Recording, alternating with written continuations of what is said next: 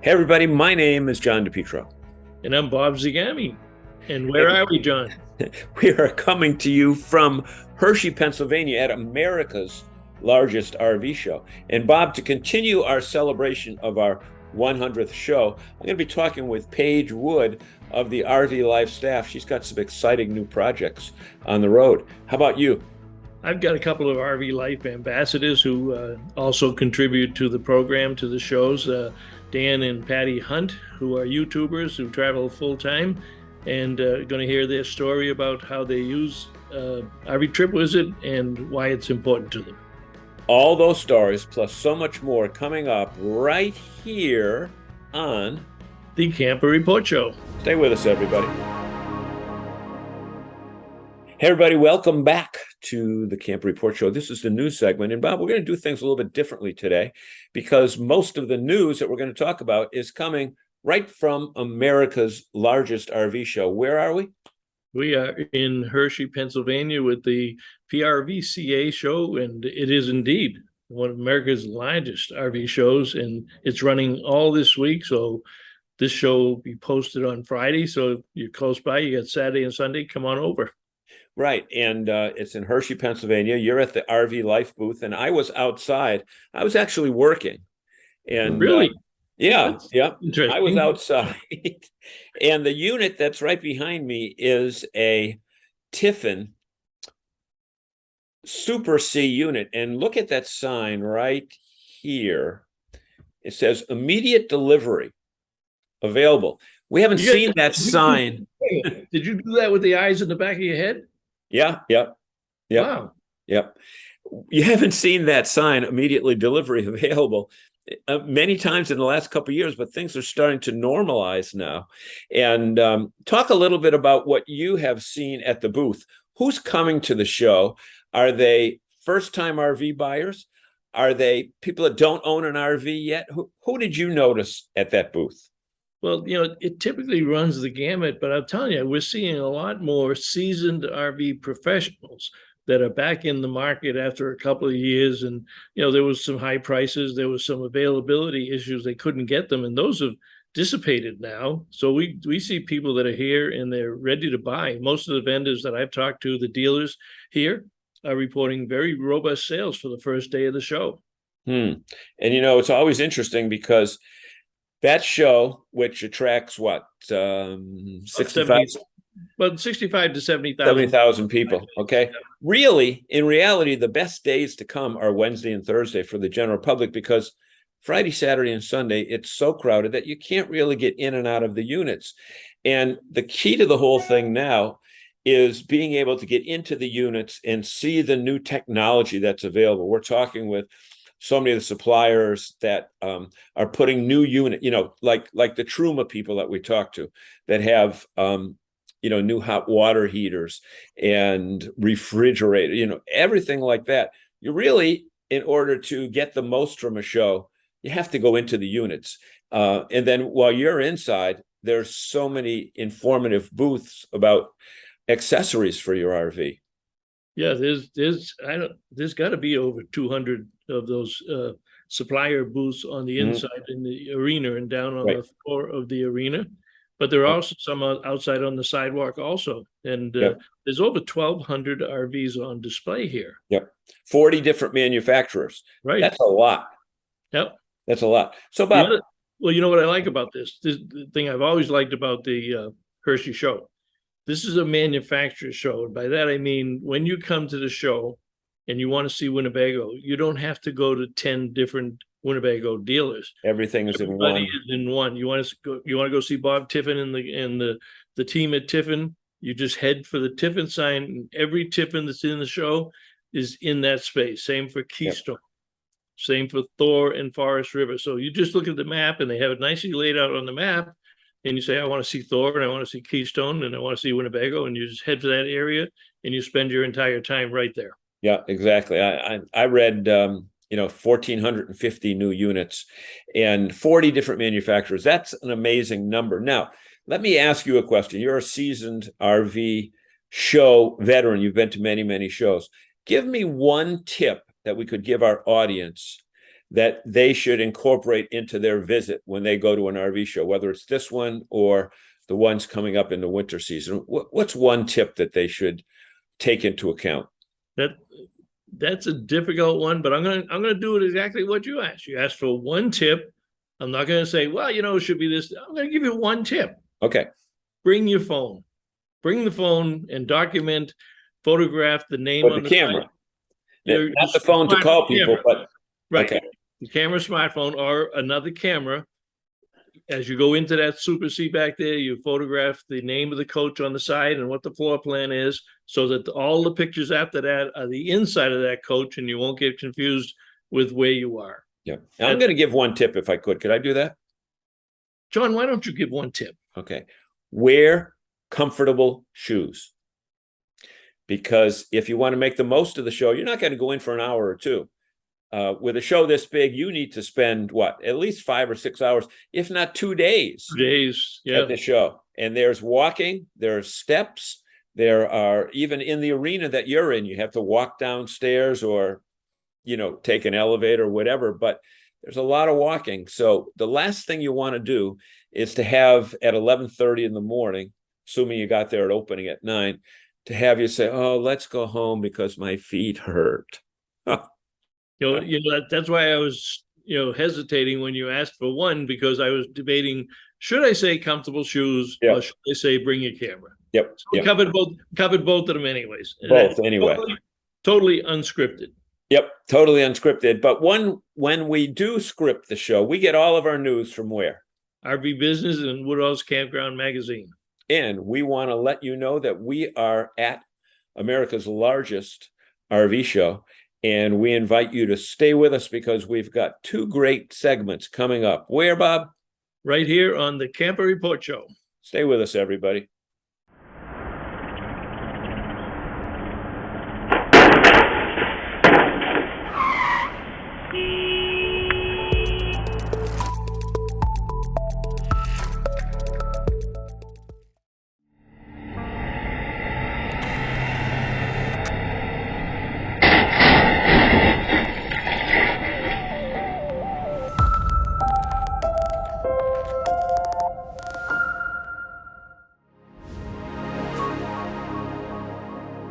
Bob Zagami here with the Camper Report Show.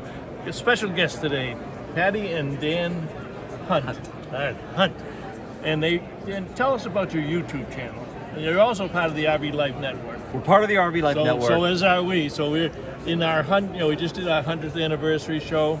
So now we're kind of working on our 101st. Okay. So you're part of the 100. You missed the first century though. Okay.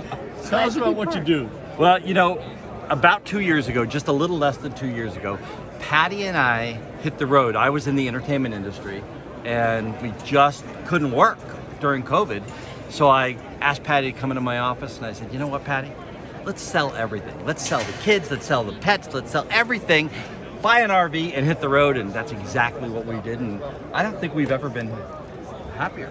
On day one, did you have the idea of doing the YouTube channel, or did this evolve? Was that part of your plan right away? We did, because when he asked me to go full time, I laughed, and then I said, "What are we going to do? How?"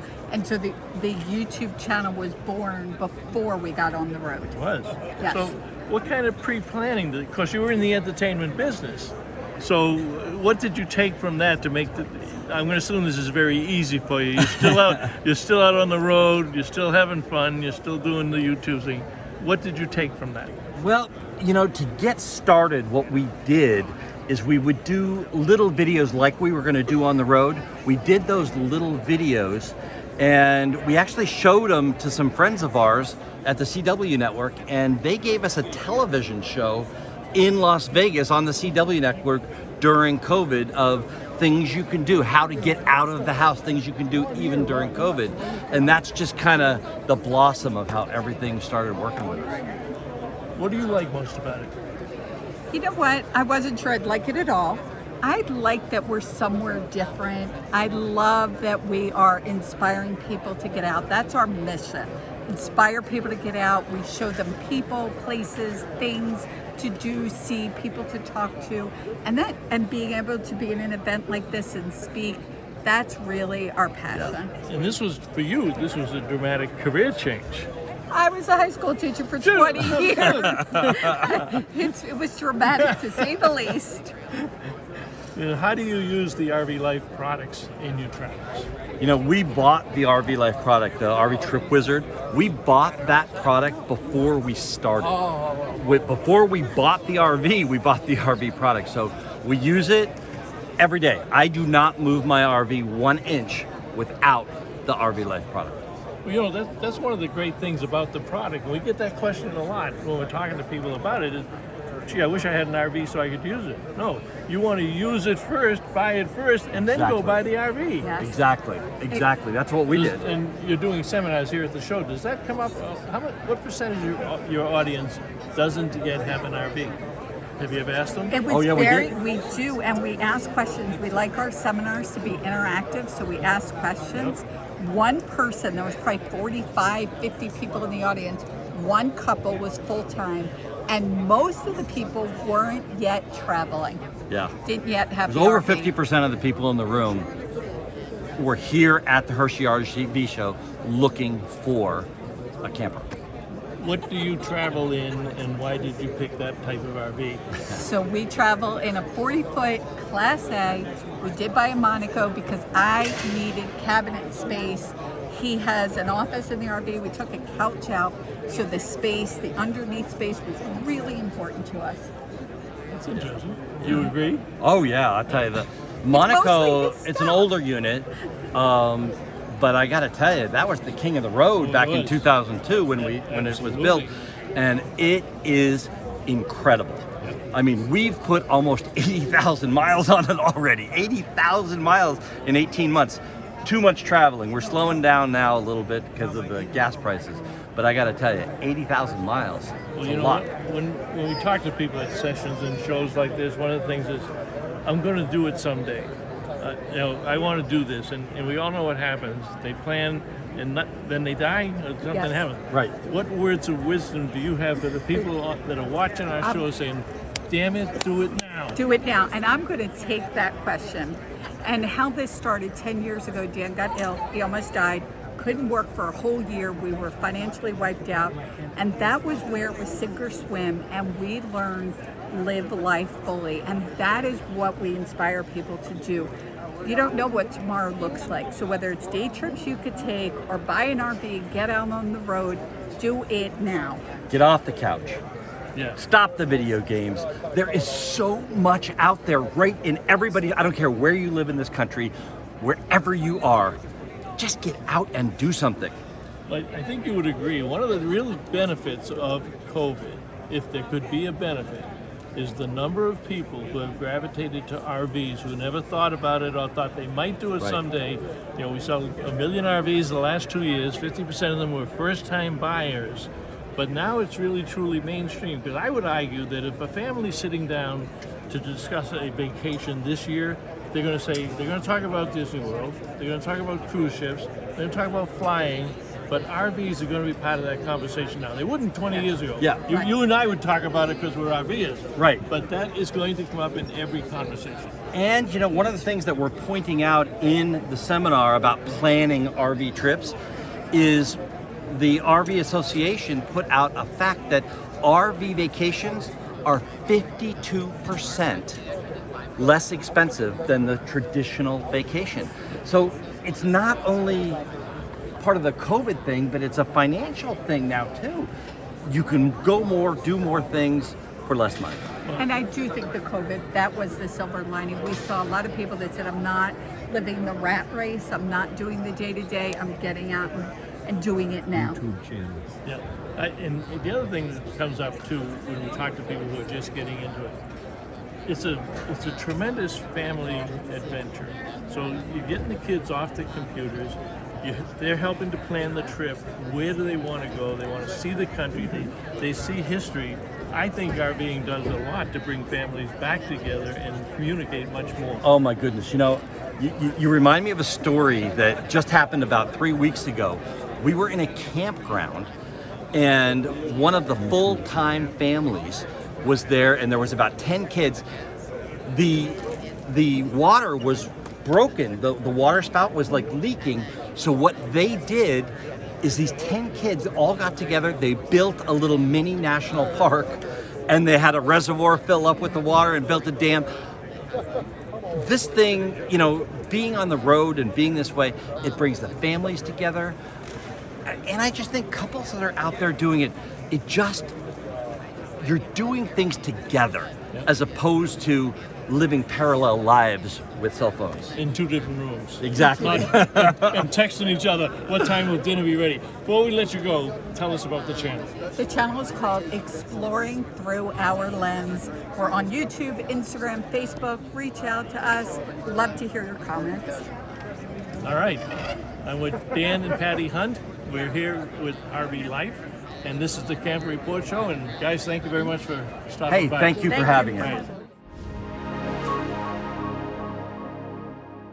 Mike here from RV Blogger. Don't waste hundreds of dollars on an external GPS for your RV. All you need to do is download the RV Life app right onto your phone. This app is so cool. It has RV GPS built right into it. So you can load all the specific measurements and weights for your RV. It'll give you directions safe for your RV to follow. And by the way, if you have RV Trip Wizard, directions for your trips upload into this GPS automatically.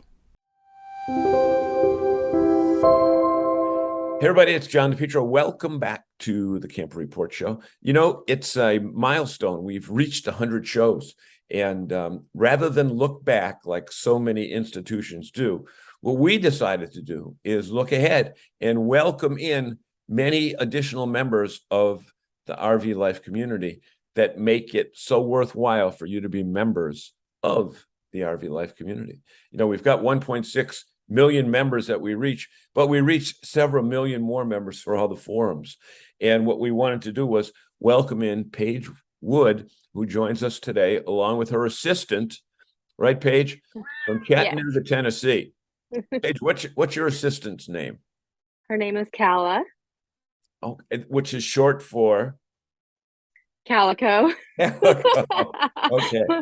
And I know that Calla has another appointment in the other part of the RV right now, so I know she wanted to head off to her appointment. But one of the things that we wanted to do was show our audience that our members of the RV Life staff are all RVers. Unlike so many organizations in the RV industry, that the people that are talking and telling and teaching are not really RVers themselves, but we're real people. And Paige Wood, tell us a little bit about your background and your RVing experience. I've been RVing since early 2019, so about 3.5 years, through COVID, through the worst of it. Never stopped. I thought about it, but it wasn't worth it to me. I've RV'd since I was I've wanted to RV since I was a small child. I remember when I was about 4, I broke up with my boyfriend because he didn't want to RV with me when we retired. Your boyfriend at 4 years old? Well, you have like a boyfriend. It wasn't like a real, obviously it wasn't a real boyfriend, but I just remember asking him, okay, when we retire, do you want to RV? And he said no. I was like, okay, bye.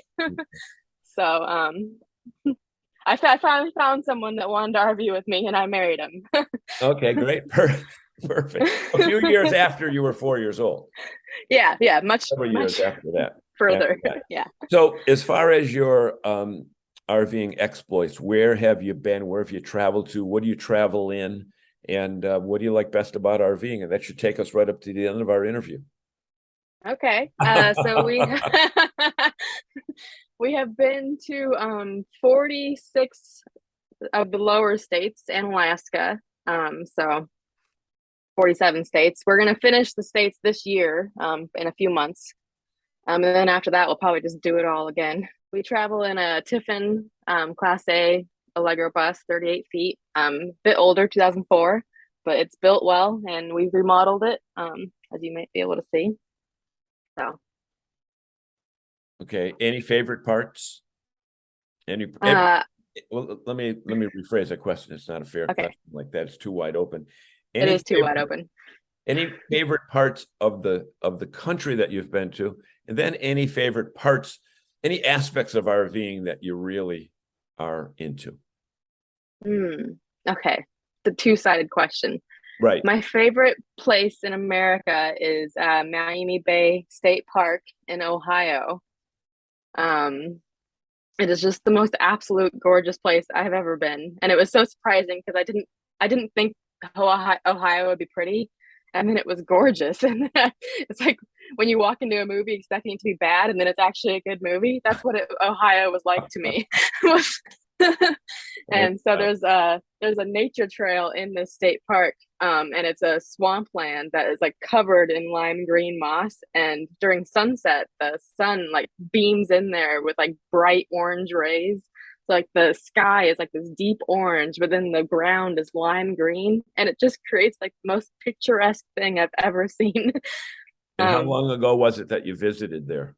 Oh God, about 2.5 years ago. Okay. So the fact that it's 2.5 years ago and you still remember it that vividly, yeah, it really made it. Well, being an RVer, that's the question you get asked all the time: is, "Oh, what's your favorite place?" Like, so I'm prepared with that question, that answer. The best part of RVing that you've been able. The best part of RVing, other than the RV itself, I love every aspect about the RV. It feels like home. I can't, if I were to move back into a house, I wouldn't be able to replicate the things I like in the RV. And I also just like the constant change. Like, we move every 2 to 3 weeks. We always are finding new restaurants, have something new to do every weekend. But yet we're still home, we still sleep in our own bed, our own pillows, our own shower, our own shampoo. And it's like the best of both worlds. Best of both worlds. The cats like traveling? They don't like driving. Don't like the driving part. Okay. They don't like the driving, but once we're parked, I have to believe that they really like it. They always rush out from under the couch the second the slide moves. It's like they're little morons, and they will rush out while the slide is moving. I'm like, that's the most dangerous time to move. But then they'll go to the windows and hunt new birds and smell all the new smells coming in through the windows. I don't know, they seem to really like it. Now, as far as your role at the RV Life organization, tell us roughly what you do. So I'm in charge of the profile. I'm a product owner. So what that means is I make sure that users have a centralized experience when they're logging in, and that when they're changing their settings and managing their pro membership on their account. Okay, because you have to admit, the RV Life program, if you will, is so varied and so widespread, with so many different opportunities that, again, they're all RV related, but they really change from the travel app, which we got to use. I'm sure you use that every time you Yes, I do. I used that long before I worked here, and that's one of the reasons I work here, is because I liked it so much. And what we're trying to do is let everybody know of all the wide variety of options that probably make it easier to navigate and see what opportunities are available within the organization, right? Correct. Yeah. Okay. So by appearance, you don't look like you're 60 or 70 years old. No.